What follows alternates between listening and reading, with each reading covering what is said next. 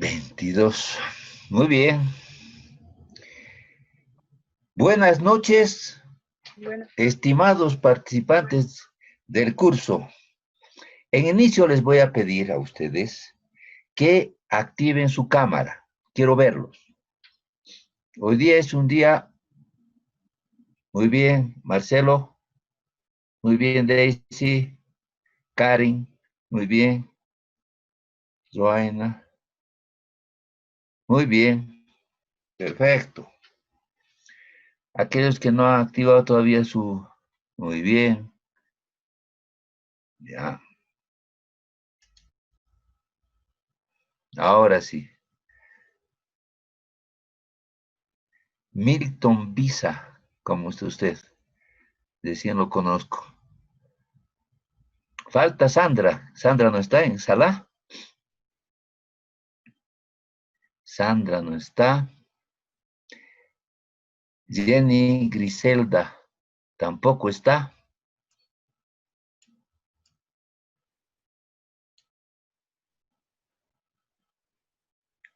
Emily Mora.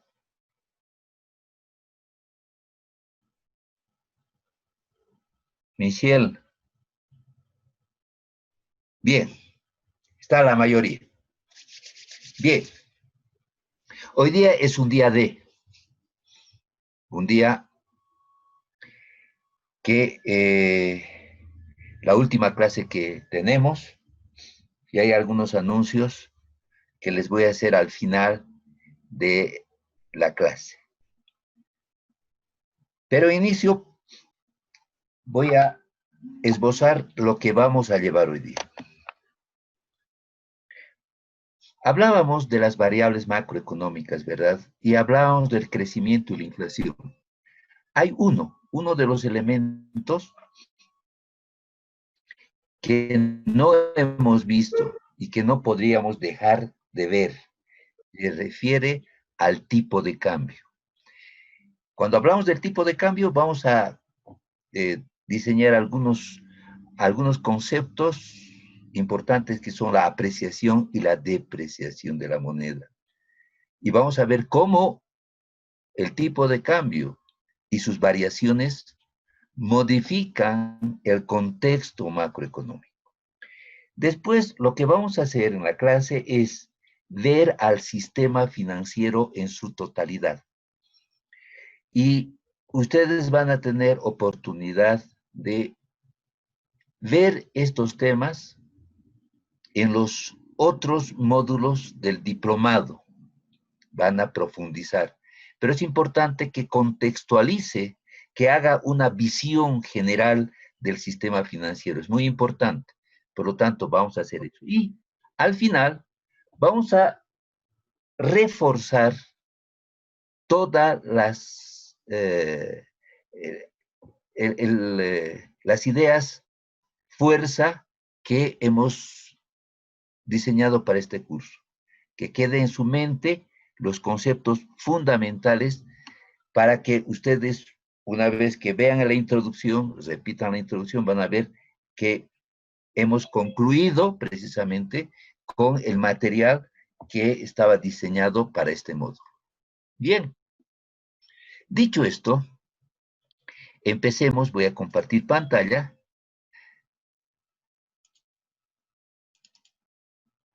Viendo precisamente este tema de del tipo de cambio, pero antes vamos a ver el concepto de balanza de pagos. La balanza de pagos tiene tres componentes fundamentales: cuenta corriente, cuenta capital y reservas internacionales netas. Este concepto es fundamental en macroeconomía. Y vamos a ver y vamos a hacer una analogía de lo que pasa, por ejemplo, en cualquier familia. Van a ver. En inicio, pensemos que nuestros ingresos son superiores a nuestros gastos. A ver, voy a pedirle ¿Quién quiere levantar la mano? A ver, hagamos ese ejercicio. ¿Quién quiere intervenir? ¿Quién quiere participar? A ver.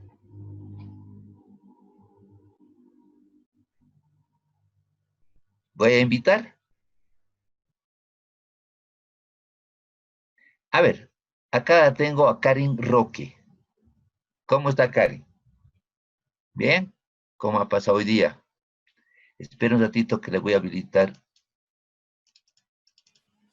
Ay, caracho. A ver, a ver, a ver, a ver, a ver, a ver. ¿Cómo hago? A ver, 2 minutitos de ya.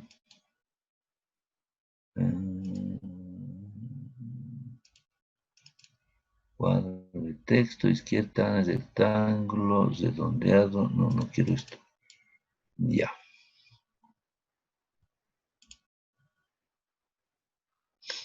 Nuevamente quiero. Vamos a ir. Ya, ahora sí, ahora sí. ¿Dónde está? Karin Zoque.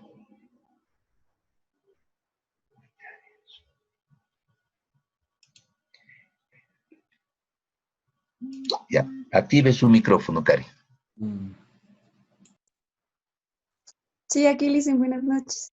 Ya, le voy a hacer a usted algunas preguntas y estén atentos todos porque vamos a hacer una suposición de una analogía de una familia. En su Ya, familia o usted tiene ingresos y tiene gastos, ¿verdad? sí, Ingresos y gastos. Va a suponer que usted, sus gastos no han sido cubiertos, o sea, no pueden ser cubiertos con su ingreso. Eso determina que tenga un déficit de liquidez. ¿Qué hace usted ante esa situación? Sus ingresos no son suficientes para cubrir sus gastos. ¿Qué hace, Karen? tuviera que recurrir a un préstamo de algún familiar, le dicen, o en todo caso algún Sí, préstamo de amistad, podría ser. muy bien. Entonces uno dice, me voy a prestar para poder cubrir mis gastos, ¿no es cierto? Muy bien, esa es una buena medida como unidad familiar o personal.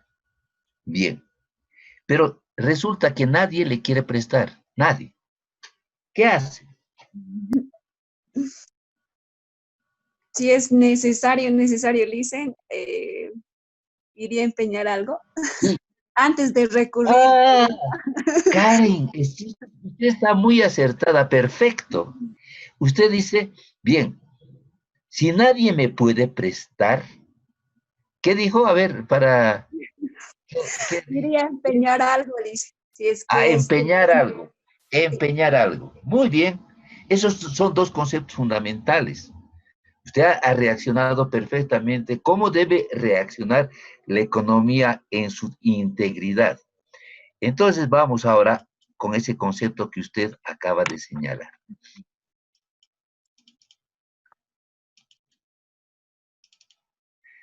Ya. Entonces, acá la balanza de pagos nos muestra precisamente en cuenta corriente los ingresos y los gastos. Exportaciones que son ingresos y importaciones que son gastos. Cuando no las exportaciones son inferiores a las importaciones, aquí hay un déficit. Ese déficit es cubierto por un préstamo. Entonces recurre a una deuda. Aquí está la cuenta capital. Entonces, si uno tiene negativo acá en la cuenta corriente, va a tener un positivo en la cuenta capital. Es un préstamo, es una deuda que adquiere el país, como todo país, ¿no es cierto? Acá están todos los habitantes del país donde están reflejados. Los que trabajan o los que están con el comercio exterior están reflejados acá. Es una relación de importadores y exportadores y los que hacen transferencias de capital o los que reciben estos recursos. Bueno, pero si nadie le presta, o sea, no puede endeudarse, entonces recurre a qué usted ha dicho, al empeño, ¿verdad? Aquí están las reservas internacionales. ¿Con qué va a vivir? Con las reservas internacionales, si nadie le presta. ¿Qué pasa entonces? Aquí dice, hay un concepto. Si la cuenta corriente es negativa, entonces hay un incremento, este triángulo con la punta arriba, hay un incremento de la deuda externa.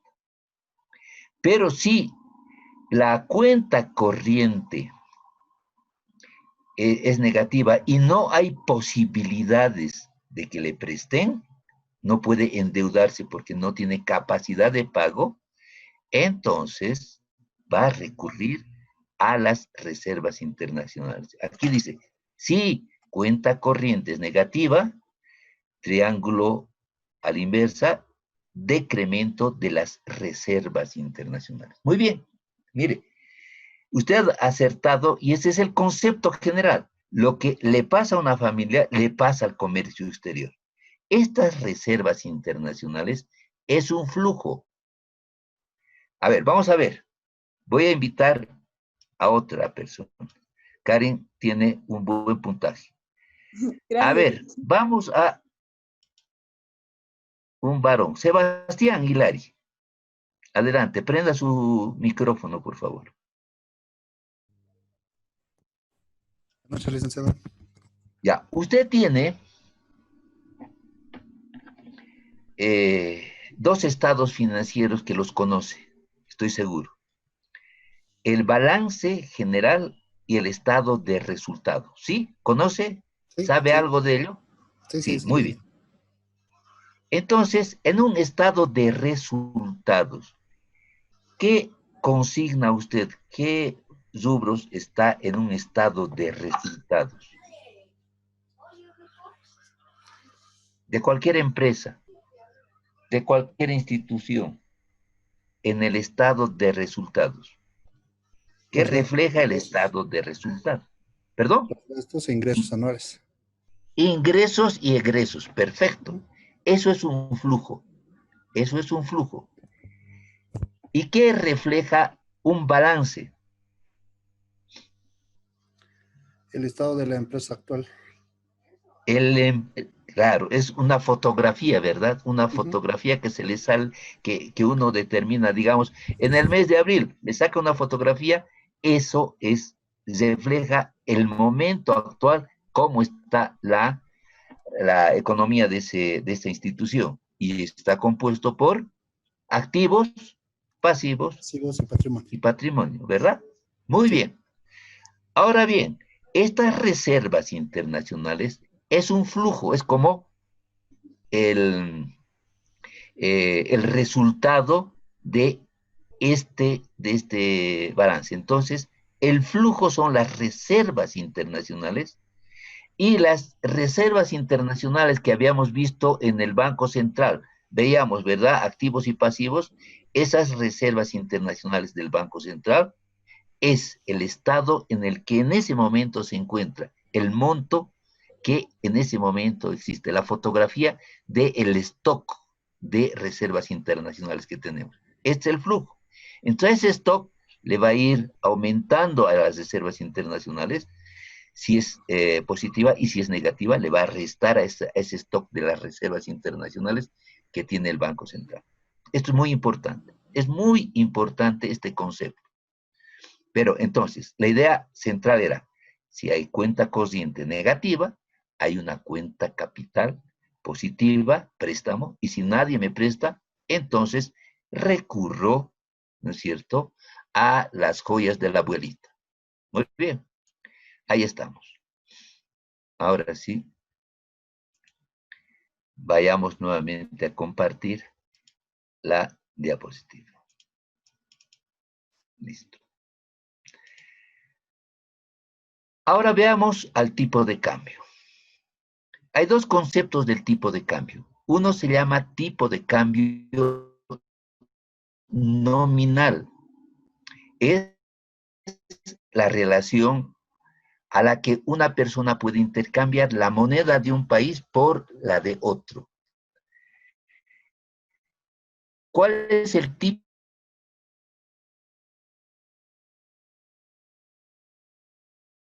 cambio? Le vamos a dar un nombrecito, E mayúscula. Esta E mayúscula es moneda nacional, 7 bolivianos, 6.96 por cada dólar, moneda extranjera. Esta es una relación del tipo de cambio directo, se llama. Entonces uno dice, pero es un intercambio no solamente con el dólar, es con todas las monedas. Tenemos un tipo de cambio con los pesos argentinos, con los pesos chilenos, ¿no es cierto? Con la libra esterlina, con euros, con el yuan. Entonces hay N tipos de cambio según monedas que existen en el mundo entero.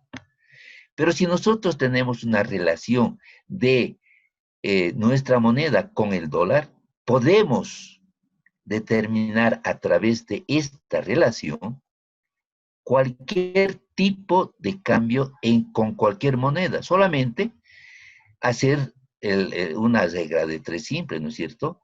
Si el peso argentino tiene una relación de su moneda con el dólar y nosotros con el dólar, entonces ese de con China, etc. Entonces, esto se llama tipo de cambio nominal, pero hay otro tipo de cambio, que es el tipo de cambio real. El tipo de cambio real es igual al tipo de cambio nominal por precios internacionales. Esa P es con asterisco, es precios internacionales, dividido entre los precios nacionales. Como concepto, es el intercambio de una canasta extranjera por una canasta nacional. Enseguida vamos a aclarar ese concepto. Mide la competitividad de un país en el comercio internacional. Y vamos a ver un ejercicio para determinar exactamente el tipo de cambio real y el tipo de cambio nominal. Rápidamente vamos a ver conceptos y definiciones. El tipo de cambio nominal está basada en la ley de un solo precio, se llama. Precios nacionales son iguales a precios internacionales por el tipo de cambio nominal. Y el tipo de cambio real es igual a los precios internacionales por el tipo de cambio nominal dividido entre precios. Ahora, el tipo de cambio nominal tiene diferentes regímenes. Hay uno fijo, flotante y crawling peg. No nos vamos a detener en esto, vamos a hablar solamente del tipo de cambio crawling peg en la que se asumió el año 1985 en nuestro país, que consiste en hacer un seguimiento y modificaciones en forma, digamos, periódica y bajo la vigilancia del Banco Central. De tal manera que si sube la inflación, el tipo de cambio va a tender a subir, si baja la inflación, va el tipo de cambio a bajar y de acuerdo a la oferta y la demanda, el precio de la divisa puede modificarse. Pero hace muchos años, 9 casi, que hemos mantenido un tipo de cambio fijo. El tipo de cambio fijo es una relación fija de nuestra moneda en relación a la moneda extranjera. Y tenemos lo que señalábamos anteriormente, el tipo de cambio real, que es igual a los precios internacionales por el tipo de cambio nominal y sobreprecios. Ahora, si el tipo de cambio nominal sube y los precios son constantes, el exportador recibe más moneda nacional por cada dólar que exporta. Carita, feliz. Si el tipo de cambio nominal sube con precios constantes, el importador paga más de la moneda nacional por cada dólar que compra. Carita triste. Significa entonces que si se deprecia, ahí era el concepto, si se deprecia el tipo de cambio, los exportadores se benefician. ¿Por qué? Porque reciben más moneda nacional por cada moneda que exporta. Por ejemplo, si un exportador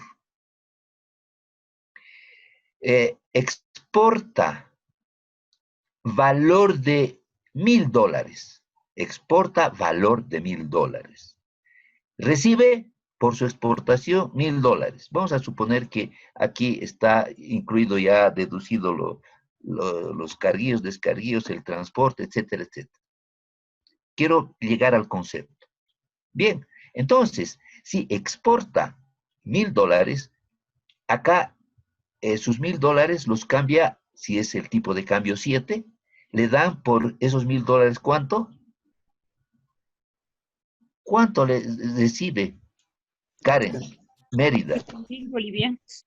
7,000 bolivianos, ¿verdad? Porque el tipo de cambio es 7 y él exporta $1,000, entonces 7 por 1,000, 7,000 bolivianos. Ahora vamos a suponer que va a haber una depreciación del tipo de cambio. Significa que el tipo de cambio sube de 7 a 8. Si el tipo de cambio sube de 7 a 8, el exportador, ¿cuánto recibe en moneda nacional? Karen, prenda su micrófono. Mérida. Dicen, ¿Cuánto recibe? Ahora el tipo de cambio es 8 por cada dólar. Y 8, exporta $1,000. ¿Cuánto recibe el exportador por esa exportación de $1,000? 8.000 bolivianos, 8,000. ¿Antes cuánto recibía? 7.000. Y entonces, ¿está mejor o peor el exportador con una depreciación del tipo de cambio de 7 a 8? ¿Está mejor o peor? Está mejor. Ahora, ¿está recibiendo cuánto? 8,000. Antes recibía 7,000. 1.000 Nos bolivianos. vamos a poner ahora en los zapatos del importador, ¿de acuerdo? Ya. Cuando era el tipo de cambio 7, ¿no es cierto? Resulta que el importador tenía que comprar dólares, por ejemplo, $1,000. ¿Cuánto le costaba al importador $1,000 si estaba a 7 el tipo de cambio? Le costaba, ¿Cuánto tenía que pagar? 100, o sea, la relación, 7, a ver, tipo de cambio 7. Y tiene que comprar $1,000 porque quiere importar $1,000, ¿de acuerdo? Entonces va al banco y le dice, ¿cuál es el tipo de cambio? 7. ¿Cuántos dólares quiere? $1,000. ¿Cuánto tiene que pagar este importador? Porque tiene que importar $1,000 por valor de $1,000. ¿Cuánto?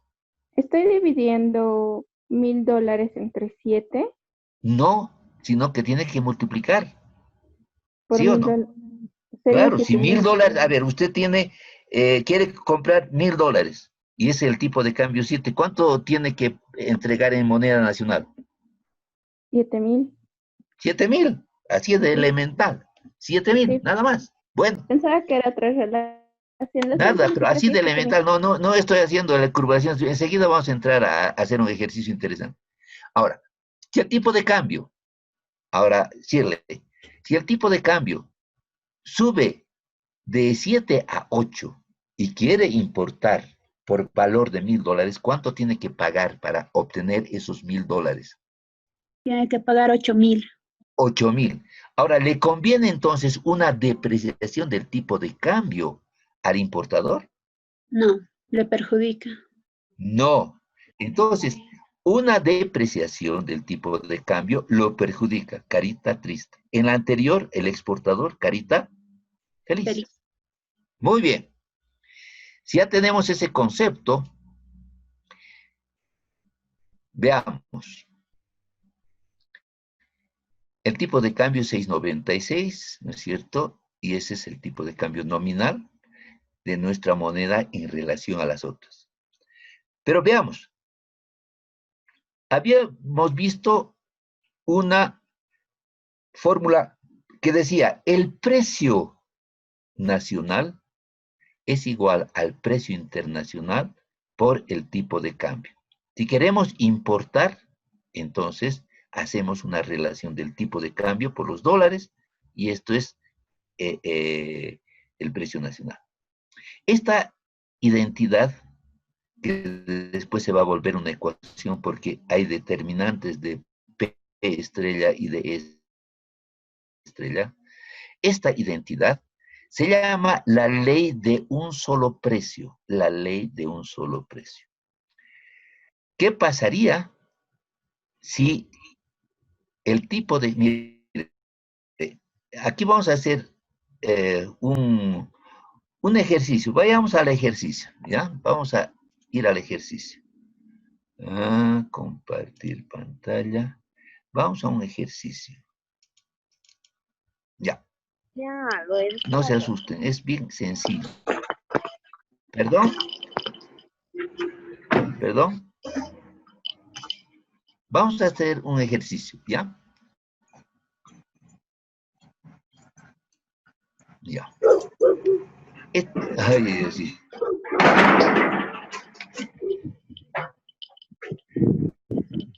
Por favor, voy a tener que cortarle.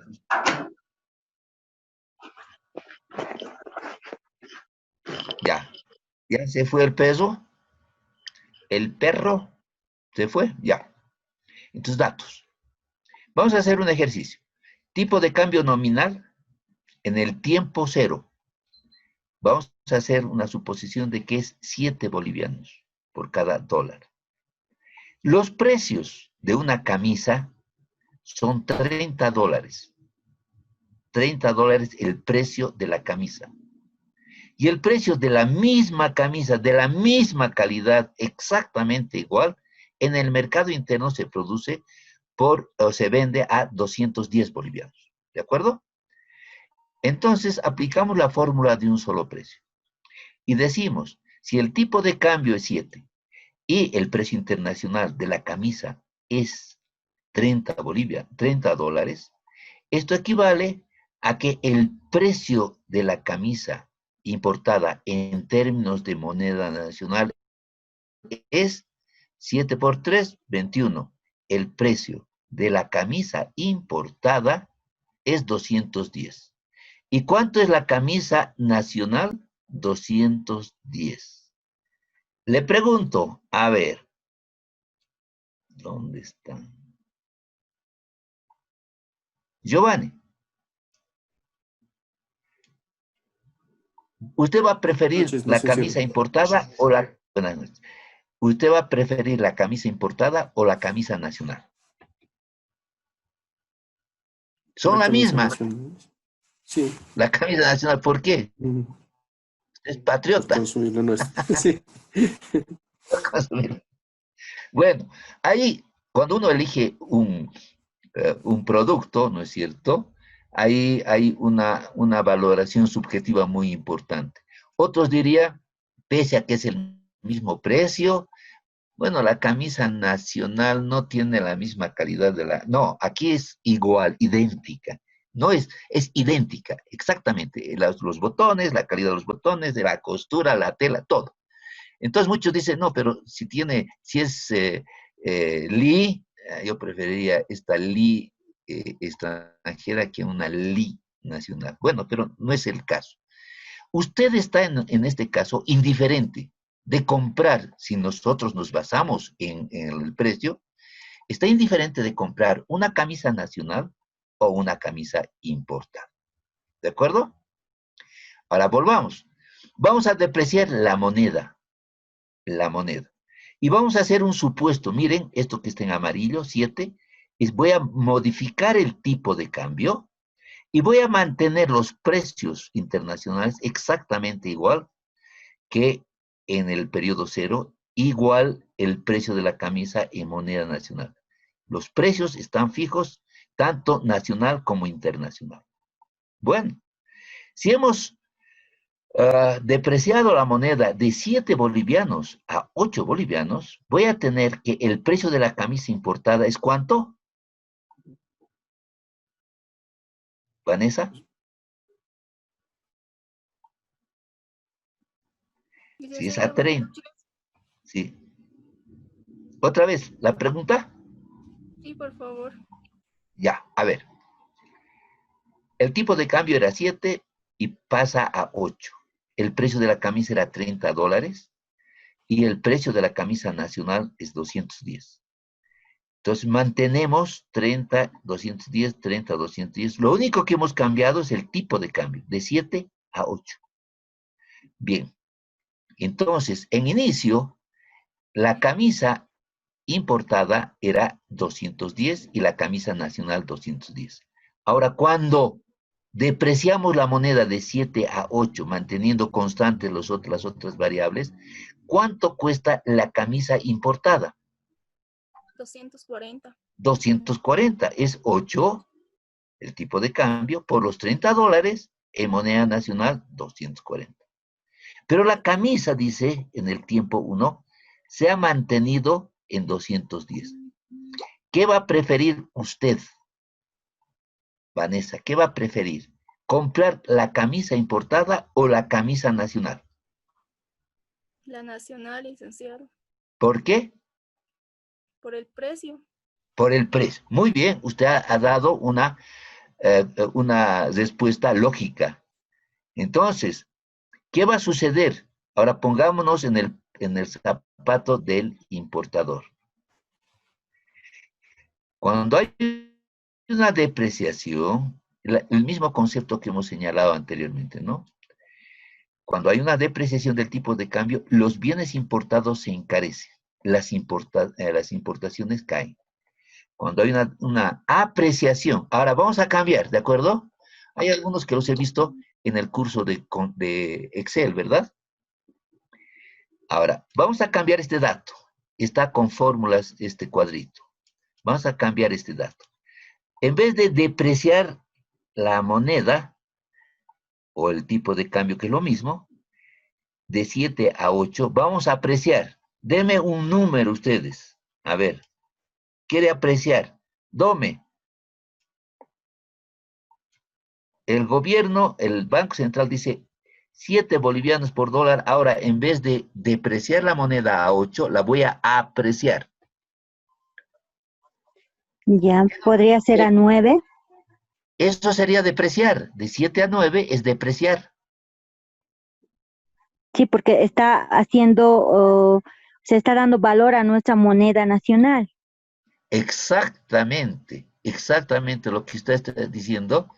Entonces, pero necesita ahora el importador pagar. Si usted hace una depreciación mayor, va a pagar más el importador. Lo que le estoy diciendo es lo contrario. Apreciar, yo quiero apreciar. De 7 a 8, incremento, es depreciar. De 7 a, ¿qué número le pondría? Tiene que ser menor a 7. Menor a 7, 6, ¿sí? 6, ya, vamos a poner 6. Muy bien. Ahora hemos apreciado. Veamos los resultados. Resulta que por esta apreciación, entonces acá le vamos a poner, porque aquí no está esto. Vamos a poner 6. 6. Eso va a significar que la camisa importada cuesta 180 y la camisa nacional se ha mantenido en 210. Conclusión. ¿Qué camisa va usted a comprar? ¿La nacional o la importada? Vea Por el esto. precio, la importada. La importada es más barata, ¿verdad? Entonces resulta que una apreciación ha abaratado los bienes importados. ¿Sí? En el otro caso, cuando hemos puesto esto 8, ¿no es cierto? Resulta que la camisa nacional es más barata que la camisa importada. Ahora que 6, con una apreciación, la camisa importada es menor que la camisa nacional.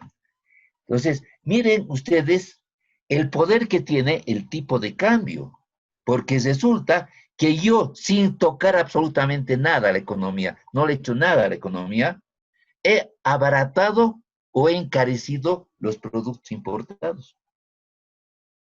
Entonces, pero esa no es la totalidad del concepto. Ahora vamos a mantener esto en 8. A ver, para no confundirnos. 8. Ya. Entonces decimos, cuando hay una depreciación del tipo de cambio, la misma lógica de la que hemos señalado, ¿no? Cuando hay una depreciación del tipo de cambio, los bienes importados se encarecen. Entonces, las importaciones caen.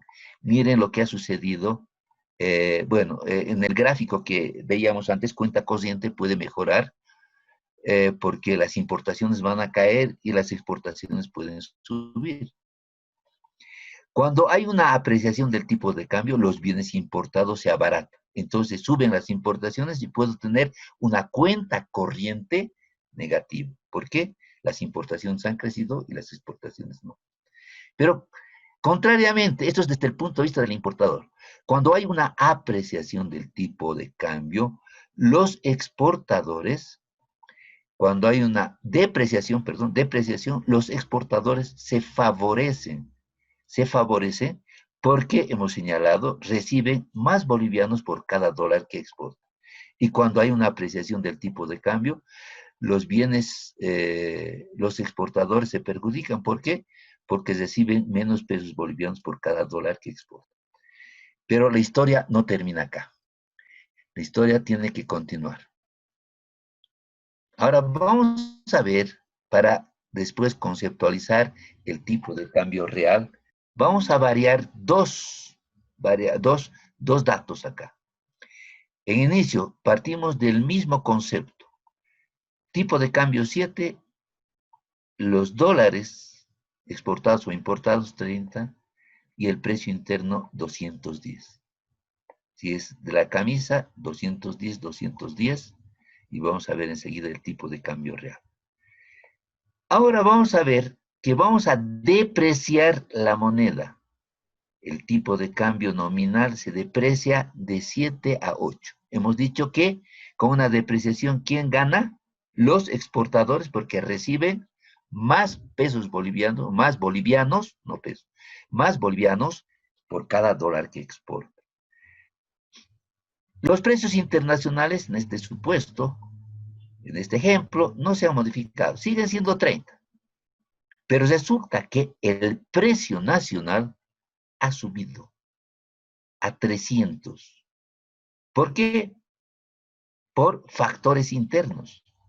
¿Por qué? Porque el Banco Central ha otorgado créditos. ¿Por qué? Porque el Banco Central ha otorgado crédito a los bancos, al sector público no financiero y demás. Y entonces la liquidez se ha incrementado y por lo tanto se ha generado una inflación y la camisa que costaba 210 ahora es 300. Miren el resultado, es interesante esto.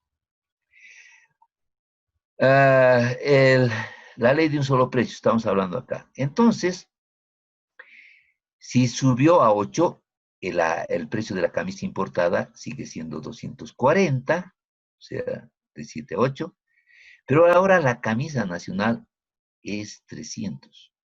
Pese a la depreciación, la camisa importada sigue siendo favorecida por un incremento en los precios. Resulta que la camisa importada ahora vale más, 240 de 210 a 240, pero los precios internos han subido de 210 a 300. Por lo tanto, aquí vamos con el tipo de cambio real. Vamos ahora así a nuestro...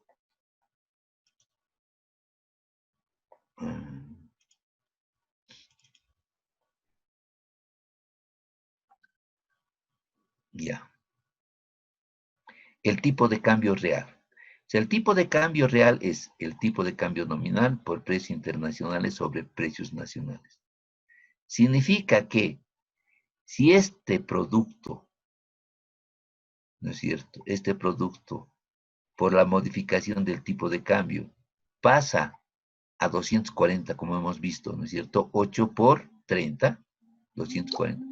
Pero los precios suben de 210 a 300, el tipo de cambio real se cae, porque esto subió más que la depreciación del tipo de cambio.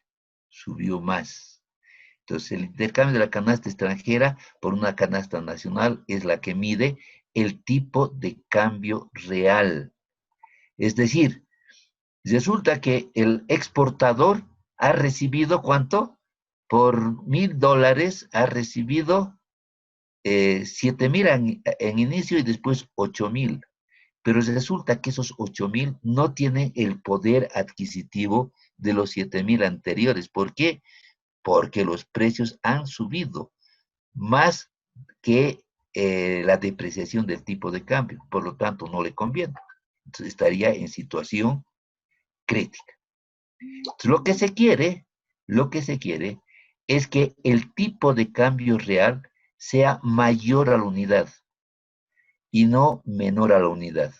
Y vamos a ver, haciendo el ejercicio, cómo el tipo de cambio, aquí teníamos ¿cuánto?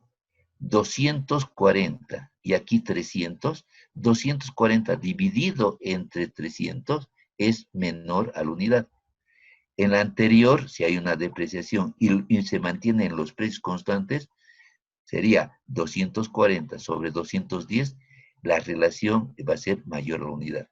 Lo que se quiere es que tengamos un tipo de cambio real positivo. Bien. Ya. Exactamente es lo que acabo de señalar. Este es el mismo ejercicio. Ahora, antes teníamos tipo de cambio real de 210 sobre 210 igual a la unidad. Y con la modificación del tipo de cambio, aquí es otro ejemplo, 210 sobre 240 es menos a la unidad, entonces hay una apreciación real. Acá, es una depreciación real si los precios son constantes y hay una modificación del tipo de cambio. Bien.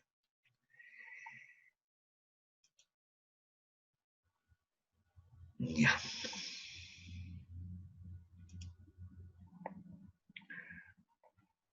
Vamos a continuar entonces con los temas que corresponden a esta materia. Aquí he hecho una. Esta era la parte que quería que vean. Ya. Entramos entonces al sistema financiero, segunda parte. Y antes de entrar, quiero que ustedes vean esto. ¿Qué diferencia existe entre un activo real y un activo financiero? ¿Qué diferencia existe entre un activo real y un activo financiero?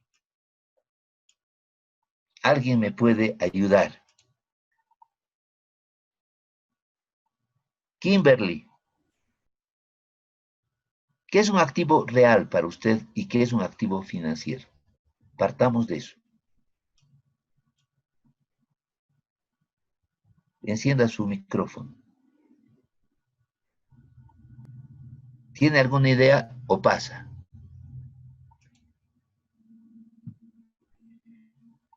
Buenas noches, licenciado. Buenas noches. ¿Alguna idea? Deme, alguna idea. Un activo real. Un activo real. ¿Qué le motiva? O sea, ¿qué le pica ahí cuando habla? ¿Qué es un activo real? Algo que se toca, algo que se palpa. ¿Sí? Es un activo real. ¿O no le hace clic? A ver, Jenny. No hay problema. No se preocupe. Buenas noches, licenciado. Dígame. Efectivamente, sí, bueno, un activo real son aquellos bienes, puede ser físicos, como terrenos, activos, bienes que sí se pueden Sí. tocar. Eso, lo Oh, de muy bien. financiero, Ya. sí. Y entonces, Griselda, ¿qué diferencia habrá en un activo financiero? Porque ahora lo que vamos a hablar es del mundo de los activos financieros. ¿Qué será? No sé, como bien lo dice, son bienes, bueno, ¿Un bono es activos, un activo financiero? exacto, puede ser. Es un... Claro. ¿Una acción Es, es un activo financiero? sí. Sí, es un... ¿El Ujú, dinero es un activo financiero? sí, Ahí hay un poco de dudas, ¿verdad? sí, Bueno, licenciado. vamos a definir como activo financiero, tomen nota esto, es muy importante. Un activo financiero se caracteriza por tener un pasivo. Alguien emitió, alguien generó ese activo financiero. Tiene un pasivo, ¿de acuerdo? Entonces, el dinero, por ejemplo, ¿es pasivo de quién? Del Banco Central. Ustedes han visto billetes y monedas en poder del público. ¿Dónde está? ¿En su activo o en su pasivo del balance monetario del Banco Central? ¿Dónde está? Billetes y monedas, la C, esa C famosa. Pasivos. En su pasivo. En el pasivo. Está en su pasivo. Ahora, una empresa que emite un título valor, digamos, un bono, ¿no? Un título valor, puede ser acción, que es un título de propiedad y otro de deuda. Entonces, un pagaré, etc. ¿Pasivo de quién es? La empresa que emitió tiene un pasivo y el que adquiere ese pasivo se convierte en un activo. Yo tengo una acción, es un activo mío, pero alguien emitió, o sea, ese activo representa el pasivo de alguien. En un activo real no hay eso. La computadora mía es mía y punto. El teléfono mío es mío y no es pasivo de nadie. ¿De acuerdo? Entonces nos vamos a mover en este mundo de los pasivos. Y viendo a el sistema financiero total en Bolivia, está compuesto por las instituciones de intermediación financiera, el mercado de valores, pensiones, seguros, servicios complementarios e infraestructura del mercado financiero. Vamos a tratar de desarrollar todos estos, pero no nos vamos a detener mucho. No vamos a tener todo el tiempo del mundo. Ahora, todo el sistema financiero está regulado por un Consejo de Estabilidad Financiera. Este Consejo de Estabilidad Financiera fue creada con la nueva Ley de Servicios Financieros. La antigua se llamaba Ley de Bancos, pero ahora se llama Ley de Servicios Financieros y se fue aprobada en agosto del 2013. Entonces, esta es la entidad que va a regular, que va a,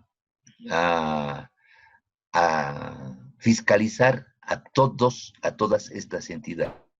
Hay especialistas para fiscalizar. Por ejemplo, para el mercado de valores, intermediación financiera, bancos, infraestructura del mercado financiero y servicios complementarios es la ASFI, ¿no es cierto?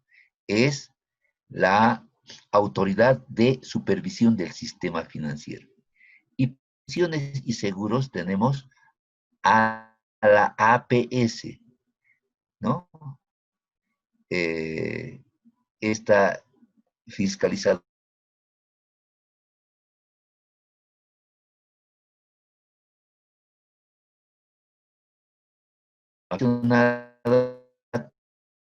con superavitarios de fondos, ahorro, todos los depositarios en los bancos, los que compran activos.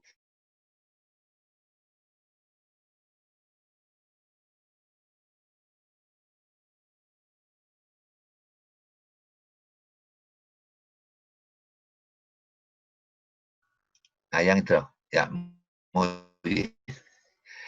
Compartir.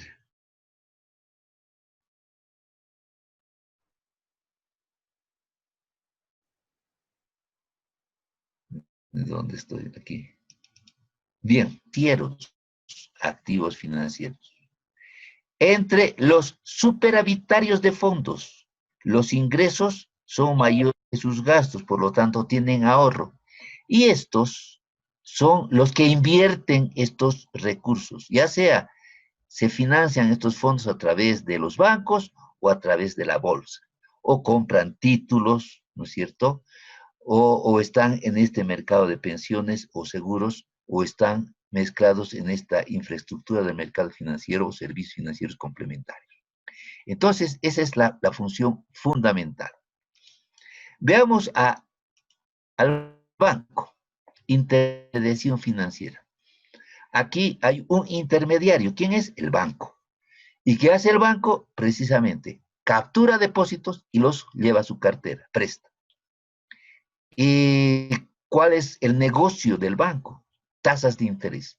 Paga tasas de interés a los que depositan en la banca y cobra tasas de interés a los que presta la banca. Entonces, la banca es la responsable de elegir a quién da o a quién no da. ¿Quién ofrece garantías? ¿Quién no ofrece garantías? No le da. Entonces, hace una selección y precisamente hace una diversificación del riesgo. Diversifica el riesgo. Vamos a ver en la siguiente diapositiva el rol de la banca. Entonces, tasas de interés activa es la que recibe, cobra de la cartera de los prestatarios, y la tasa de interés pasiva es la que paga a los que depositan en los bancos. La diferencia se llama spread, y con el spread ese es el negocio. Con el spread gana el banco, puede cubrir riesgos mayores, ¿no es cierto? Y puede operar con ese spread bancario. Cuando el spread es muy alto, significa que hay ineficiencia en el banco. Ese es un concepto entre comillas, pero se demuestra que hay ineficiencia. El hecho de que a uno le paguen una tasa de interés por encima del mercado ya es síntoma de que este banco no está muy bien, porque posiblemente le está faltando o le están generando una cartera deficitaria y que no le está permitiendo operar. Pero para recibir más recursos, sube la tasa de interés. Eso le pasó, por ejemplo, yo me recuerdo de una propaganda del Banco de Potosí y decía en la propaganda, no digan a nadie, nosotros ofrecemos la mejor tasa de interés del mercado, y se agachaba el personaje que hacía ese anuncio, era una propaganda, y resulta que quebró el Banco de Potosí y todo el mundo lo buscaba a ese tipo. ¿Qué culpa tenía si simplemente había hecho un spot publicitario? Bien, pero aquí hay un concepto importante que debemos tener en cuenta que hemos visto el día anteayer, tasa de interés real. La tasa de interés real es la tasa de interés nominal corregida por la inflación. Bien. ¿Cuál es el rol de las entidades financieras? Reducir riesgo. ¿Cómo? Diversificando la cartera. ¿Qué hace? Además, transforma plazos de corto plazo, lo que reciben depósitos, y otorga créditos a mayores plazos, el descalce en plazos. Esa es una función que tiene el banco. Por eso es altamente riesgoso complotar o hacer conjeturas sobre el comportamiento de la banca. Eso inclusive es penado por ley, porque se basa en la confianza que tienen los prestatarios y los prestamistas, ¿no es cierto?, en relación al mercado. Entonces, si a alguien se le ocurre, y como ocurrió, y hicieron una apuesta inclusive, cuando quebró un banco, el banco de inversión creo, y dijo él, No, no era el banco de inversión. Bueno, era otro banco. A su gerente lo iban a meter a la cárcel. Y él dijo lo siguiente: yo puedo hacer quebrar a cualquier banco, solamente generando rumores. Y de seguro que va a haber una corrida de depósitos, y al haber corrida de depósitos, va a generar eso que la iliquidez del banco lo haga quebrar. Eso es lo que le ha ocurrido a mi banco. Por lo tanto, él quería argumentar precisamente para evitar mayores sanciones por ser ejecutivo del banco y culpable de la quiebra de ese banco. Bueno, maneja volúmenes grandes de recursos financieros. Pequeños depósitos los convierte en grandes magnitudes y puede financiar, ¿no es cierto?, cualquier tipo de activos que le requiera precisamente los inversionistas. A diferencia de que los ahorradores individuales no tienen esa facultad porque tienen pequeños volúmenes financieros para hacer una inversión directa. Ahora, con el desarrollo del mercado de valores, ahora es posible hacer esto. Dispone de mayor información, más completa, rápida, fiable, etcétera, ¿no es cierto? El banco es un experto en el mercado.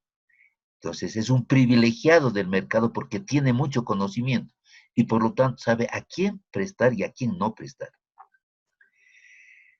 La desventaja de los inversores o depositarios individuales, ¿no? No conocen a quién prestan. A quién prestar. En el mercado de valores sí conoce el depositario a quién le va a financiar sus inversiones, pero a través de la banca no. Ahora, permite que los prestatarios y el propio banco aprovechen economías de escala. Entonces, economías de escala es producir a volúmenes mayores a costos menores. Les di un ejemplo de las tarjetas personales y, bueno, hay miles de ejemplos, ¿verdad? Pero ustedes pueden revisar este concepto de economías de escala. Entonces, reducir costos de transacciones debido a que el activo fijo o los costos fijos se diluyen por cada unidad producida. Bien, sigamos. Ahora es la composición, ¿cómo está estructurado la banca? Tenemos entidades financieras del Estado con participación mayoritaria del Estado. Entonces ahí tenemos la SAM, el Banco de Desarrollo Productivo y el Banco Público, que es el Banco de la Unión. Y entidades de intermediación financiera privadas, los bancos múltiples, las sucursales de bancos extranjeros, los bancos PYME, las entidades financieras de vivienda, las cooperativas de ahorro y crédito, las instituciones financieras de desarrollo, Diaconía, Promujer, etcétera, que hay varias instituciones que se han formado y que están supervisadas por la ASFI. Pero también hay entidades de servicios complementarios. En ese universo anterior hablábamos de estas entidades, ¿verdad? ¿Y qué son? Las empresas de arrendamiento financiero, las que hacen leasing.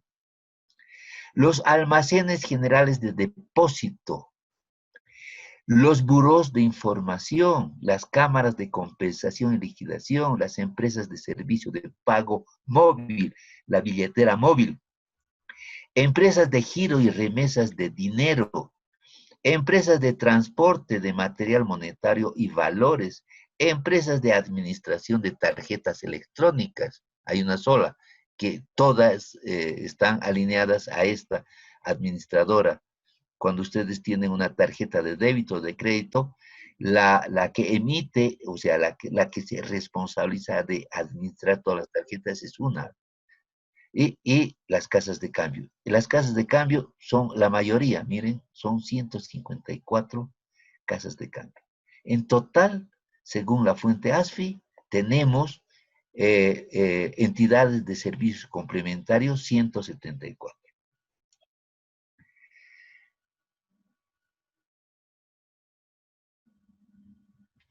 Estas entidades de arrendamiento financiero, almacenes generales de depósito, buros de información y cámaras de compensación, que es la mayoría, exactamente hacen este tipo de de funciones. No las voy a leer porque no sería apropiado, ¿verdad? Ustedes pueden leer tranquilamente cuando hagan una revisión del material. Pero esto sí, los servicios complementarios de intermediación financiera. Aquí las empresas de servicio de pago móvil hacen los servicios de transferencias financieras a través de teléfonos móviles, ¿no es cierto? Transferencias de dinero a personas, la billetera móvil Tigo Money, etc. Tenemos las empresas de giro desde mesas de dinero, las empresas de transporte de material monetario, las empresas de administración de tarjetas electrónicas, las casas de cambio. Esta infraestructura del sistema financiero, el sistema de pagos, la regula el Banco Central. Es un conjunto de instrumentos, normas, etcétera, de transferencias entre personas naturales y jurídicas que regula el Banco Central. Es la famosa liquidez que genera el Banco Central. El Banco Central es el corazón de generar liquidez en el sistema, ¿no es cierto? Y ustedes pueden entrar a esta página web que les estoy mostrando. Hay una cartilla muy bonita que habla precisamente de este sistema de pagos. Tenemos el sistema de depósito de valores. Es interesante este sistema de depósito de valores porque si bien están supervisadas por ASFI, son entidades que en este momento están en un proceso de desmaterialización de los títulos valores. Ya no necesitamos, por ejemplo, cuando yo compro un DPF, ¿qué le dan a usted cuando compra un DPF de un banco? ¿Qué hace? Le dan un título, un papel, y le dice, usted tiene un DPF, por tanto, va a ganar tal tasa de interés en este periodo, etc. Tiene un papel. Pero este sistema de depósito de valores está desmaterializando esos. Ahora hay una contabilidad o un registro de DPFs, por ejemplo, pero que ya no tienen materialidad, ya no es un papel, es un registro contable. Lo maneja, ¿no es cierto?, en forma virtual. Tiene mayor seguridad, evita el deterioro, no está expuesto a robos, etc. Entonces, estas entidades, pero hay una sola, ¿no? Una entidad de depósito de valores en Bolivia, y que está funcionando de una manera muy, muy, muy eficiente. Está cada vez captando más títulos valores y tiene clientes que son bancos, que son seguros, que son pensiones, etcétera, que manejan títulos valores y que depositan en esta entidad y esta la desmaterializa y tiene él un derecho, un registro, y que con eso puede transar en los mercados financieros. Y paralelamente a esto hay un sistema de liquidación de valores. ¿Qué significa? Que si yo tengo un DPF o un título, un bono del Banco Central o del Tesoro General, esto lo puedo convertir en moneda nacional. ¿A través de qué? De este sistema de depósito de valores. Si yo puedo convertir en líquido un título valor. Entonces acá hay también una dirección que les pongo, que hay una cartilla muy interesante, y esto ya en la APS. Bien. Ahora veamos la diferencia que existe entre intermediación financiera y el sistema financiero sin intermediación financiera. Acá decíamos que el intermediario, el banco, recibe depósitos y coloca en cartera. ¿Quién es el responsable? El banco, porque él conoce a los clientes que le ha prestado, ¿verdad? En este caso, no hay intermediación. La bolsa de valores se maneja de esta forma. Le entregan títulos, bueno, él compra títulos, ¿no es cierto? Compra títulos con dinero y recibe títulos, y esto es propiedad de él, estos títulos. Entonces, ¿pasivo de quién es? De aquel que emite esos títulos. ¿Para qué sirven estos recursos? Para que los inversionistas puedan ampliar sus factorías, mejorar sus factorías, emprender nuevas inversiones, nuevas incursiones en el mercado de valores, en el mercado real. Bien. Acá, ¿quién es el responsable? ¿Quién asume riesgo? Aquí el que asume riesgo es el banco. Aquí, ¿quién asume riesgo? Este señor.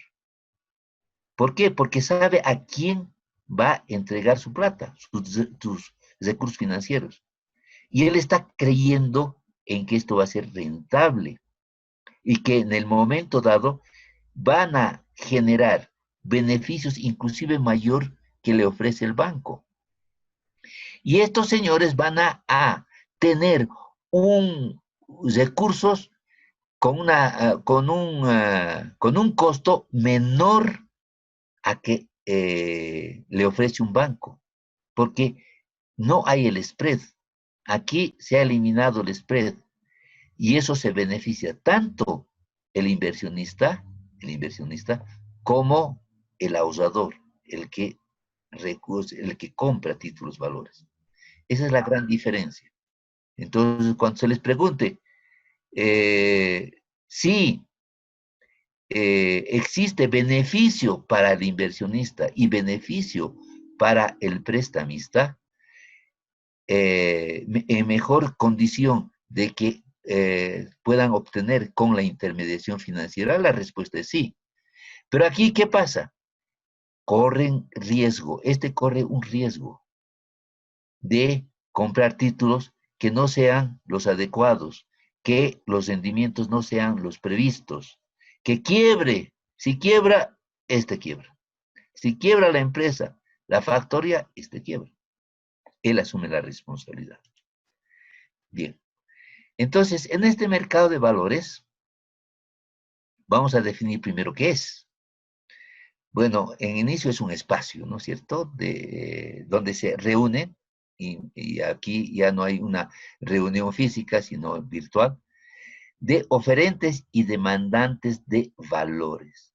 Pero no son el público en general que pueda llegar al mercado de valores. Aquí necesita un auxiliar, que es el agente de bolsa. Es un mercado, entonces, alternativo, porque ofrece diferentes oportunidades de inversión y financiamiento, canalizado los ahorros internos y externos, proponiéndolos a disposición de aquellos que buscan financiamiento en condiciones más atractivas y más competitivas. Es lo que dije anteriormente, ¿verdad? La diferencia. Bien. ¿Quiénes participan? Todos. Todo el sistema. Bolsa de valores, los inversionistas, los emisores, las agencias de bolsa, las entidades de depósito de valores, las sociedades administradoras de fondos de inversión, las calificadoras de riesgo y sociedades de titularización. Bueno, es un complejo bastante importante y hay que conocer. Si uno quiere entrar en la bolsa de valores, entonces tiene que tener un conocimiento bastante importante de estos agentes que participan en el mercado de valores. Obviamente que el que tiene recursos tiene la opción: o llevo al banco, o compro títulos valores, entro al mercado de valores, o simplemente emprendo yo mis propias inversiones, mis propios riesgos. O le presto directamente a alguien y que me dé una tasa de interés X, sin el mercado de valores. Pero ahí este mercado está especializado, tiene ciertas seguridades. Ahora resulta que cualquiera puede emitir valores. Entonces veamos primero qué es un valor: un documento susceptible a ser transado en el mercado de valores. Como es un activo financiero, tiene un pasivo financiero que está registrado en sus registros contables como pasivo, ¿verdad? Pero cualquiera podrá emitir títulos para poder financiar sus inversiones. No, necesitamos una oferta pública. ¿Y qué es una oferta pública? Es una propuesta dirigida públicamente o a un sector específico, ¿no es cierto?, a través de cualquier medio de comunicación. Y el propósito es, obviamente, lograr que el negocio sea abierto al público, que se muestren sus balances, sus estados de resultado, y estas se hagan en términos jurídicos aceptables, ¿verdad? Y que está regulado por el mercado de valores y la superintendencia o la ASFI. La oferta de valores realizada por una agencia de bolsa será siempre considerada como oferta pública. El Banco Central que emite títulos y el Tesoro General de la Nación que emite títulos no necesitan de oferta pública. Las otras sí. Están exceptuadas estas dos entidades, tanto Banco Central como el Tesoro. Existe un registro de los títulos valores. Después se evita que exista información privilegiada de los emisores de títulos valores o de algún agente que interviene en el mercado de valores. ¿Por qué? Porque puede considerarse, ¿verdad?, que esta información privilegiada afecte los intereses de esa oferta pública, de todos los que tienen conocimiento. Si le dicen esta tasa de interés o este rendimiento le vamos a dar por su título valor, y mi empresa está en estas condiciones, A, B, C, D, tengo estos riesgos, inclusive se califica a los gerentes que administran un determinado negocio y la fama que tienen estos. Los administradores son calificados, no solamente, el proyecto es calificado, ¿no? Ahora, si alguien tiene en el proyecto una información privilegiada en el sentido de que, miren, con esta información puedo hacer elevar el valor de los títulos que estoy emitiendo, llega a un cierto punto y vendo mis títulos y hago caer el precio porque sé que el negocio no va a funcionar, entonces eso es un delito. El manejar información privilegiada y no hacerla pública, que es precisamente el objeto de la oferta pública, es sancionado. ¿Quién ha visto Wall Street? Que levante la mano. La película Wall Street, hay el Wall Street 1 y el Wall Street 2, ¿sí? ¿Alguien ha visto esa película? Pucha, nadie va al cine. ¿No han visto esa película? Bueno, les aconsejo. Esa película habla precisamente del tema de la información privilegiada de unos individuos que hacen un negocio, y bueno, hay toda una trama, ¿no? Pero muestra el papel de la fiscalizadora de valores y cómo lo meten a la cárcel al que hace este negocio, ¿no es cierto? Pero en inicio se vuelven muy ricos, pero después caen. Bien, para entender eso es importante que ustedes vean. Pensiones y seguros. Pensiones y seguros. ¿Cuál es la misión de la entidad fiscalizadora de pensiones y seguros? Supervisar, fiscalizar, controlar y regular todo este mercado, tanto a personas naturales y jurídicas que desempeñan sus actividades en el ámbito de la seguridad de largo plazo, pensiones de largo plazo, y del mercado de seguros.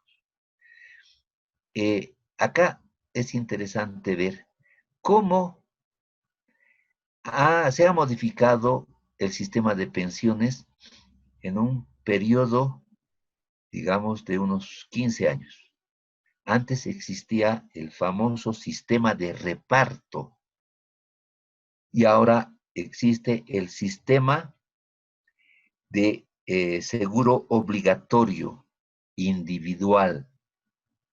Bueno, esto ha ido sufriendo modificaciones y vamos a ver precisamente la estructura de este sistema. Estas son las funciones de la APS que decíamos anteriormente: supervisar, vigilar, requerir, otorgar modificaciones, evocar, supervisar, establecer registros de los corredores, elaborar información y publicarla. Bien. Veamos ahora pensiones. Ahí está. El sistema integral de pensiones. Esta es la estructura. Es bien interesante esto. Primero, se basa en principios de universalidad, solidaridad y sostenibilidad. La ley muestra precisamente estos conceptos que son muy importantes a la hora de integrar el sistema de pensiones en la sociedad. Y tiene 3 regímenes: uno no contributivo, otro contributivo y otro semicontributivo. Estas son las modificaciones precisamente a el sistema de pensiones. Los no contributivos. Tenemos a la renta dignidad y a los gastos funerarios. Enseguida vamos a desarrollar estos 2 conceptos. El contributivo es el que aporta al sistema de pensiones, ¿no es cierto? Y tiene cobertura de pensión de invalidez, pensión por muerte y pensión por vejez.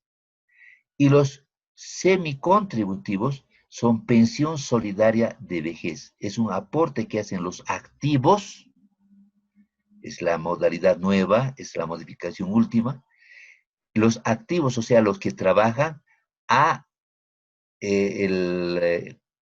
los rentistas que tienen una renta demasiado baja, ¿no? Entonces, los favorece a los rentistas. Ahora les contaré la diferencia que existe entre el SSO y el sistema de reparto. Es una historia interesante. Vamos a suponer que tenemos aquí las especificaciones. Les contaré rápidamente esto. Tenemos tiempo. El sistema de reparto, a ver, me voy a apoyar en... A ver. Aquí.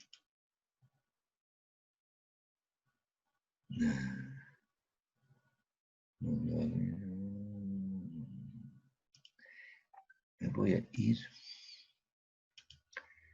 Ya, ahora voy a compartir pantalla y me voy a ir a una pizarra. Ya. Entonces, a ver si logro. Ya. Este es el sistema de reparto. Por una parte existen los activos y los pasivos. Entonces aquí le vamos a poner en el texto activos, los que trabajan.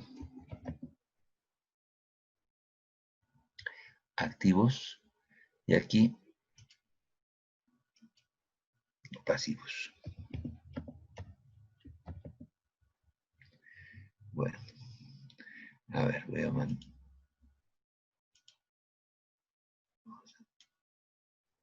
vamos a encuadrar. Aquí son los activos y aquí están los pasivos. Bien. Entonces, este es el sistema de reparto. Ya, no le va a poner nombre. Entonces, la idea es que los activos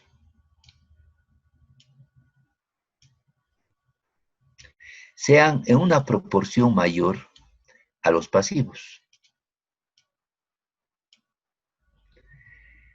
Entonces, estos activos, los que trabajan, van a financiar a estos pasivos. ¿Qué pasa con estos activos?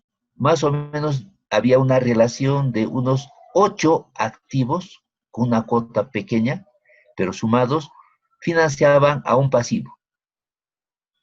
Vino la crisis de los 80. Generó esto desempleo. Resulta que los pasivos, los activos se redujeron y los pasivos crecieron. Entonces ya no había posibilidades de que estos activos financien a los pasivos, eran menores, y entonces el sistema colapsó el sistema. No habían activos para financiar a los pasivos. ¿Qué se hizo? Bueno, vamos a cambiar el sistema por un sistema SSO. Sistema SSO. Sistema social obligatorio. O individual. Entonces, resulta que ahora cada uno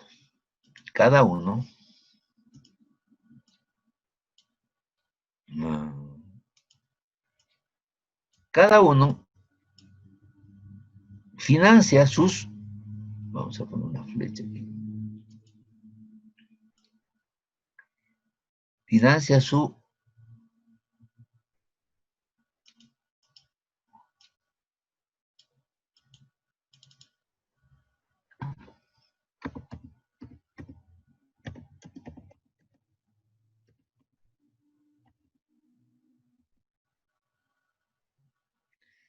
renta de vejez, su renta vitalicia.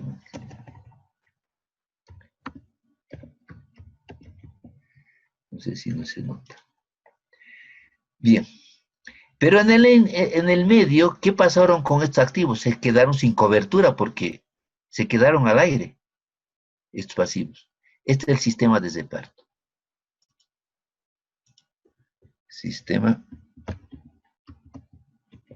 Sistema solidario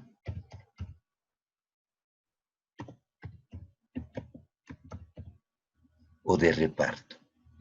Este es el sistema de reparto. Ya, no importa. Y este es el sistema individual.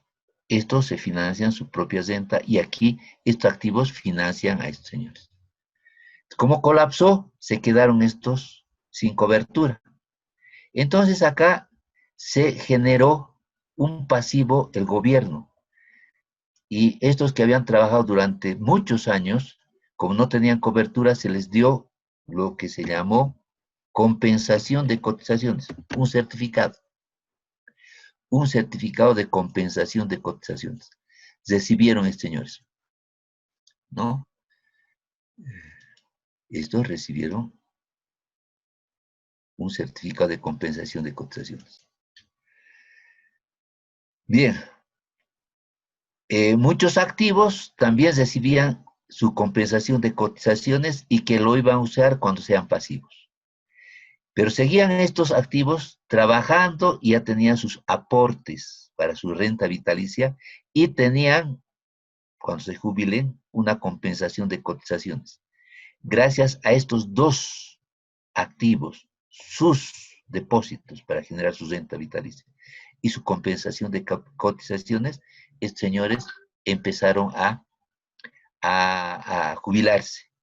Otros solamente intervinieron en el sistema individual, obligatorio, y estas rentas son muy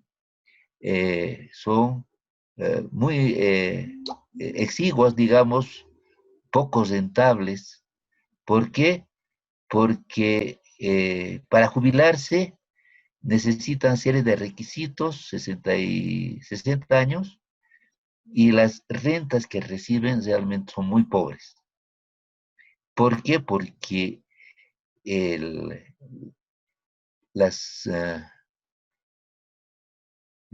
¿cómo se llama? Sí, los datos actuariales para jubilarse es de 110 a 140 años. ¿Cómo es posible que se genere una vida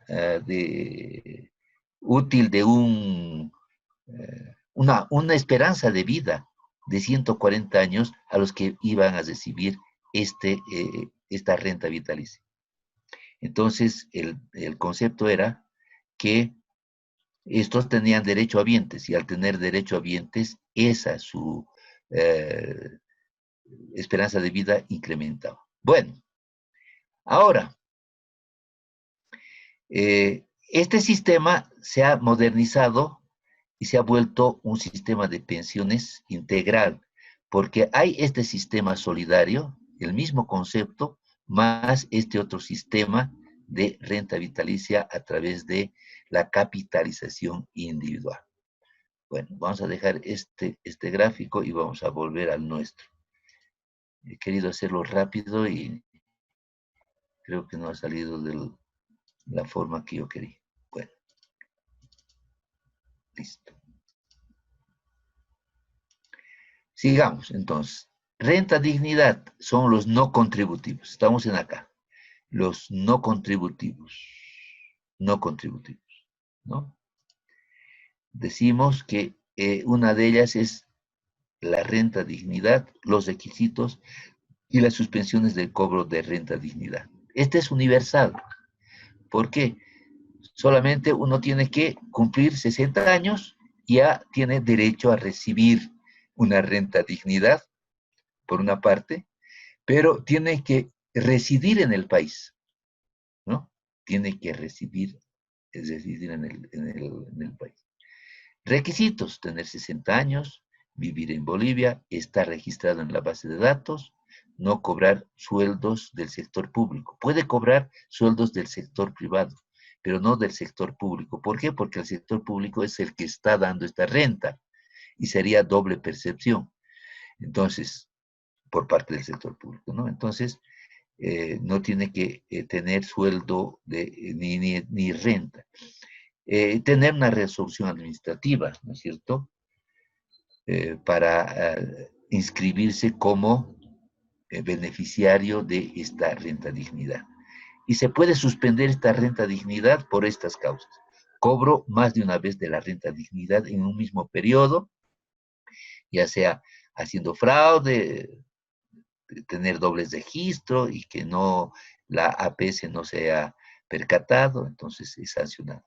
Cobro de renta dignidad antes de cumplir 60 años, que haya modificado su edad y que se haya inscrito y resulta que no era así. Y entonces, cuando es detectada una persona porque tiene un cruce de informaciones con otras entidades que pueden determinar eso. Cobro sin cumplir los requisitos para el pago de la renta dignidad. Pueden ser suspendidos entonces. Otro régimen, y ahora el régimen contributivo. Los asegurados del SSO y del Sistema Integrado de Pensiones. Sin requisito de edad, pensión por lo menos el 60% del referente salarial de vejez. 60%. Entonces, que tenga 60 años, ¿no es cierto?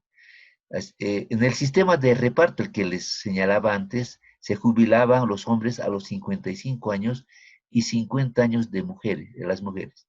Pensión por lo menos el 60% de este referente salarial de vejez. Y certificado de compensación de cotizaciones, lo que les señalaba antes, ¿no? Emitido y registrado por la entidad competente. En vida del asegurado, recibe pensión mensual y vitalicia para el asegurado que cumple los requisitos. Por fallecimiento del asegurado, entonces los derechohabientes van a cobrar un porcentaje y además van a recibir los derechohabientes gastos funerarios. Sigamos. Aquí hay mucho detalle. Prestación sobre invalidez. Hay estas prestaciones. Puede ser indemnización global, cuando es el siniestro o el tema de impedimento sea menor al 10%, no, mayor al 10% y menor al 25%. Invalidez parcial, mayores o iguales al 25% y menores al 60%. Invalidez total, mayor o igual al 60% y suplemento con invalidez aquellos que tienen, que se les da mayor al 80% de su salario que percibían, ¿verdad? Estos tienen, termina su prestación sobre invalidez a las empresas cuando cumplen los 65 años y entran al régimen de prestación de renta de vejez. A ver, aquí, prestación por muerte. Entonces, a los derechohabientes en primer grado, al cónyuge en 80% conviviente, a los hijos menores a 18 años y hasta 25 a los estudiantes, el 100%, pero dependiendo de la estructura de la familia, cuántos hijos, etcétera, se dividen entonces entre los hijos. A los padres, que es en segundo grado, el 30%, y a los hermanos también, si es que no hubiera cónyuge o hijos, entonces entran con estos derechos los de segundo grado. El régimen semicontributivo, o sea, la modificación que hubo en la pensión, ¿verdad? Entonces, los activos en parte van a financiar a los jubilados con rentas mínimas. Entonces, estos se financian con ahorros individuales que vayan aportando a las AFPs, recursos con fondos solidarios nutridos por aportes de los trabajadores activos y empleadores. Bien. Seguros. Y concluimos con esto. Aquí definimos qué es un seguro, qué es una póliza de seguro y cómo se indemniza y cuál es la prima. Ustedes tienen en la APS una definición exacta precisamente de los seguros. Lo importante en los seguros es que hay servicios generales y tenemos los servicios de fianzas. Estos son exigidos por las empresas públicas fundamentalmente para que cuando se hayan adjudicado un proyecto, tengan que comprar un seguro de fianza de una compañía o de un banco, de una compañía de seguros de un banco, para que garanticen el fiel cumplimiento de lo estipulado en el contrato.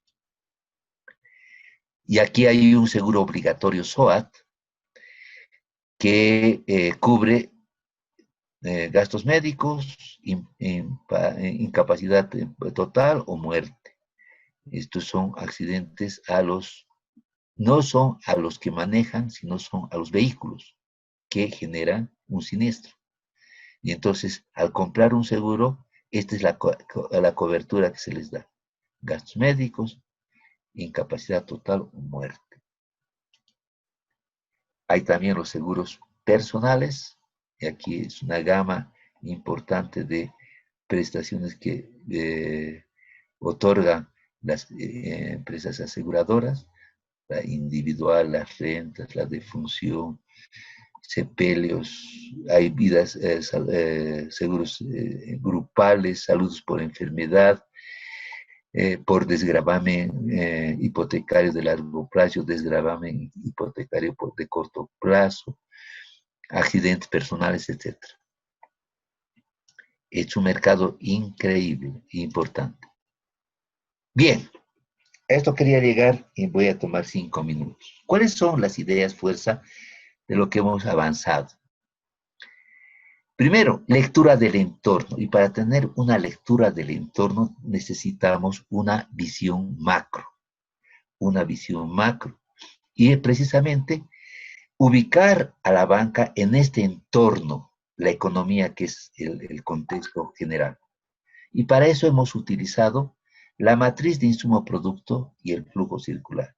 La matriz de insumo-producto, ¿no es cierto?, que vemos los circuitos, tanto real o nominal, en términos cualitativos. Hemos hecho algunas evaluaciones, ¿no es cierto?, de qué sucedería si habría un corte circuito en este flujo.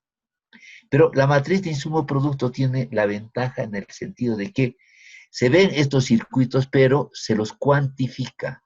Hay modelos importantes de matriz de insumo-producto para ver el impacto de esta ruptura, de estos, por ejemplo, del tema del COVID-19, emergencias sanitarias, terremotos, o temas tales como, por ejemplo, ¿qué pasa si se elimina la producción de coca? ¿Cuál es el efecto en la integridad de la economía? Hemos visto después las principales variables: crecimiento, inflación y depreciación. Entonces, lo último que hemos visto, depreciación, siendo que daba cojo toda la explicación. Es interesante que hay una interrelación de estas tres variables. Cuando hablamos de crecimiento a través del Producto Interno Bruto nominal, pero introducimos la inflación y tenemos el Producto Interno Bruto real. Y sobre esa base medimos el crecimiento de la economía, que es muy importante, es un dato muy importante. Luego, vemos la depreciación, y la depreciación nominal o la depreciación real. Entonces vemos modificaciones del tipo de cambio en términos nominales, el tipo de cambio nominal. Pero si queremos ver el tipo de cambio real, tenemos que hacer intervenir a la inflación.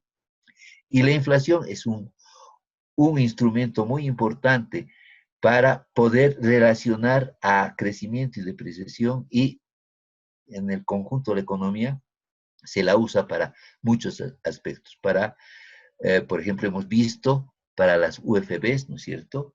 Y lo que mide en esencia es el valor del dinero en el tiempo.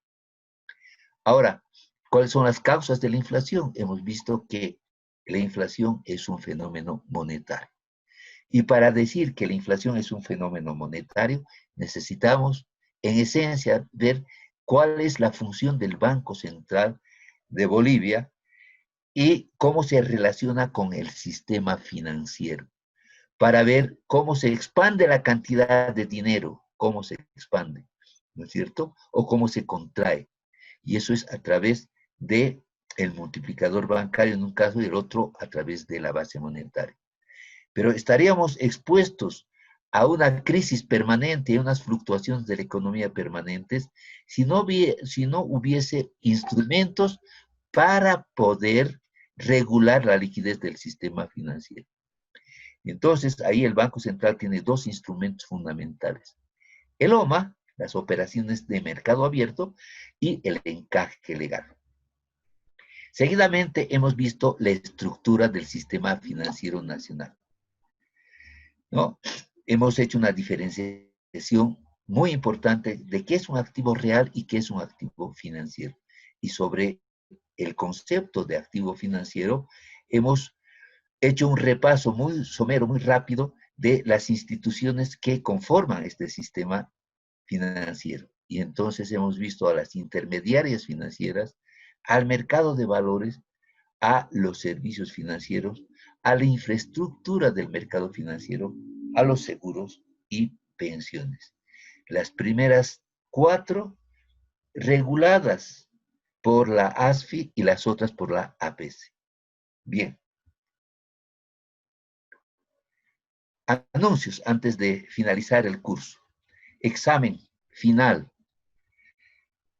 Tiene un valor de 80%. ¿Cuándo se va a dar ese examen? Se va a dar el día de mañana, y de 17 a 18. Van a tener 1 hora. Entren, por favor, a la plataforma y ahí va a estar el examen. Es muy sencillo. Falso, verdadero, escogencia múltiple. Y voy a concluir porque he avanzado, no tenía todavía el material total. Entonces voy a introducir algunas preguntas hasta esta noche. Y mañana ustedes van a tener ya en su plataforma. Se abre a las 17:05 de la tarde y se cierra a las 6 de la tarde. Tienen 1 hora. Entonces no se atrasen en entrar a la plataforma para tener ya el examen. resuelven el examen, pueden resolverlo en media hora, no interesa, cierran el examen y listo. Si pasa de una hora, entonces ahí se va a cortar el programa. Entonces es importante que hagan el guardado respectivo para evitar perder su examen. ¿De acuerdo? Sábado de visita. Los foros y los ejercicios valen el 20%. En cuanto a los foros, tienen entre 1 y 0. 1 y 0. O sea, si no han hecho el foro, tienen 0, y si han hecho el foro, tienen 1. Aunque el concepto de foro no ha sido del todo exitoso porque ustedes no han hecho el foro. Simplemente se han resumido, se han abocado a trabajar por su cuenta. Un foro necesita ser intercambiado por otros, con otros, en grupos.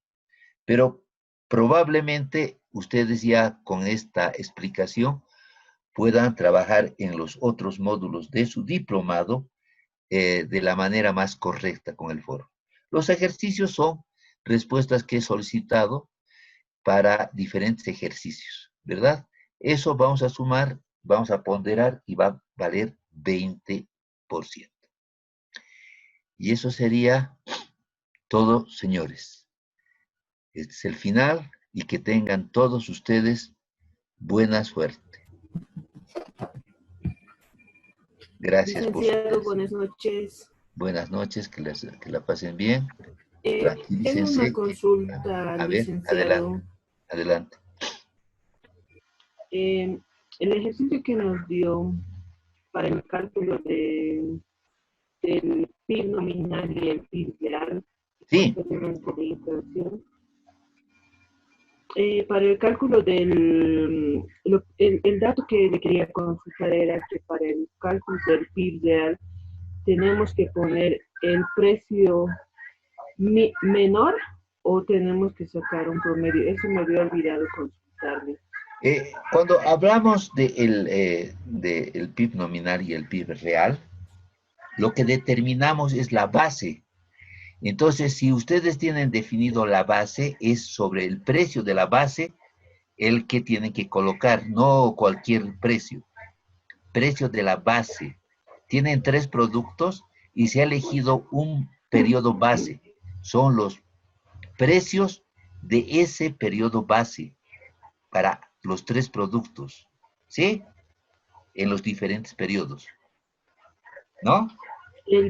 El precio base entonces tendría que ser el precio del 2000. Si el precio base es 2, ¿no es cierto? En el año tal, ese mismo precio se repite para todos. Lo que va a variar es la cantidad. La cantidad que ya está en el enunciado, sí, obviamente. Solamente ustedes tienen que modificar el precio y colocar en los diferentes periodos el precio del producto en la base o de la base. Ya. ¿Okay? ¿Qué otra pregunta? ¿Alguien más? ¿Dudas? Para el cálculo de la inflación del 2008, bueno, para el 2009 y 2010 sí lo hice, pero ¿Perdón? me faltaría el dato para no el le estoy cálculo entendiendo. de la inflación Sí. Para el cálculo de la inflación del año 2008, me faltaría el dato del 2007. Sí. ¿O cómo tendría que calcular No. el año 2008? A ver, el 2008 tienen que sacar inflación mensual, inflación acumulada e inflación 12 meses, ¿sí? Ya. Ese es el... Entonces, si es 12 meses, necesita un año anterior. Si es mensual, solamente de mes a mes. Y si es acumulado, el diciembre del periodo anterior. Ya. ¿Qué más? Ya. Está bien. Gracias, licenciado. Ya. Licenciada, ¿cómo está? Muy buenas noches. Le habla Daisy Fernández. Dice, del deflactor de inflación tenemos una tasa porcentual que es de la gestión 2008, 2009 y 2010. Sí. Para la gestión 2009, en la tasa porcentual, tenemos que hacer la comparación del 2009 al 2018, ¿no ve? Al 2008. 8. Y para la tasa porcentual de la gestión 2010 tendría que relacionarlo con la del 2009, ¿verdad?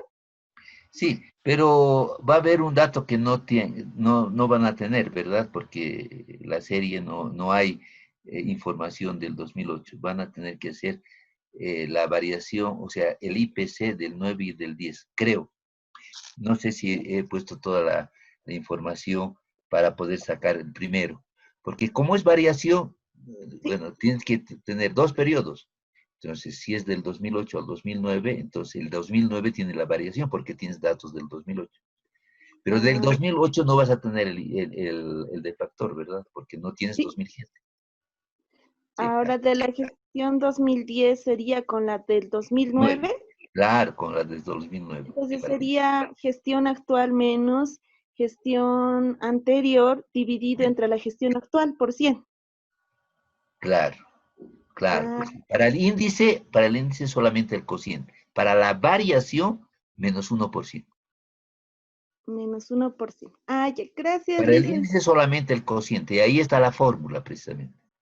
Y para la variación ya hay que aplicar cualquier variación porcentual. Tiene que restarle 1 y multiplicarla por 100.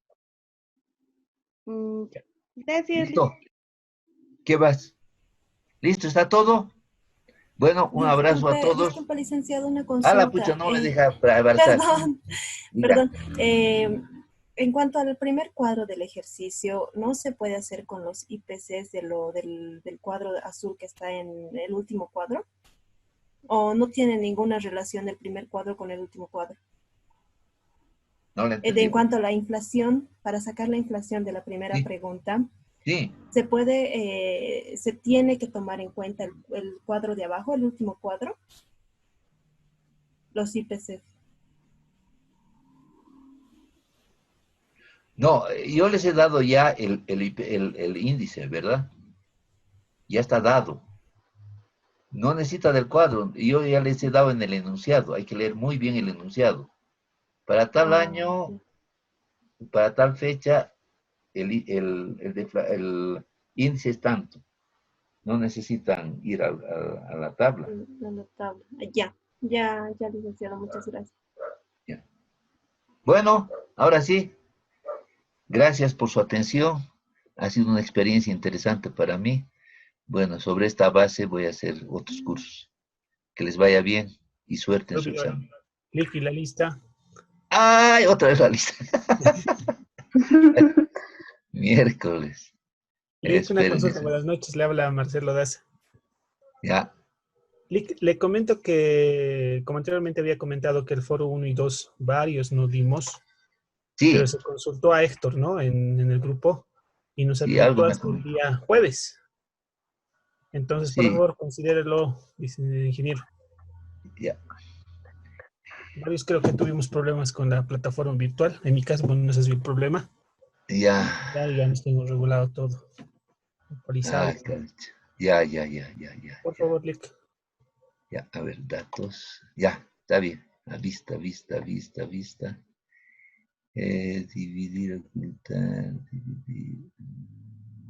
Ocultar.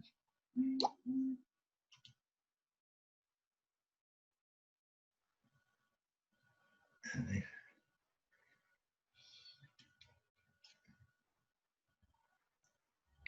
Bueno, después va a cambiar.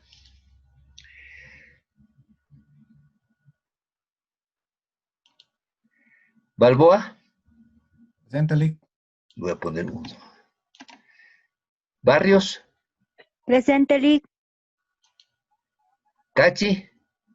Presente, licenciado. Cuaricona. Presente, licenciado. Cruz. Presente, licenciado. Dicen, Daza. estamos en 3 de julio. Daza, sí, voy a cambiar. No tengo la otra. Daza. Presente, Lic. Ya. Escobar. Presente, licenciado.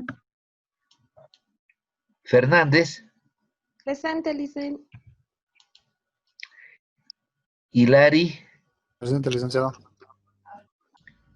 Mamani. Noemí Rojas, presente. Mérida, Presente, licenciado. Merubia, Presente, licenciado. ya, gracias. Michma, Presente, Lice. escucha, ¿dónde estás? En Mapire, Lice. Miranda, Licenciado, presente. Mora, Presente, licen. Roque, Presente, licen. Siñani, Presente, licenciado. Belis,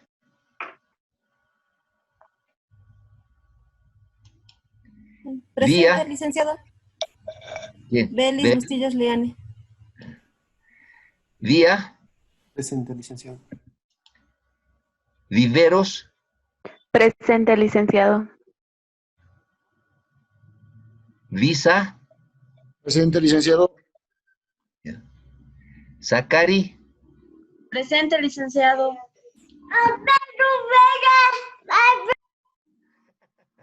Herrera Presente, licenciado. y Domínguez. Presente, licenciado. Listo. Ahora sí. Un abrazo a todos. Que les vaya bien. Gracias, licenciado. Cuídese. Gracias por Gracias, sus licenciado. exposiciones. Gracias. Licenciado, hasta luego. Por todo. Gracias, licenciado. Hasta luego. Muy buena Hasta luego, exposición. licenciado. Gracias, gracias. Muy gentil. Les vaya bien.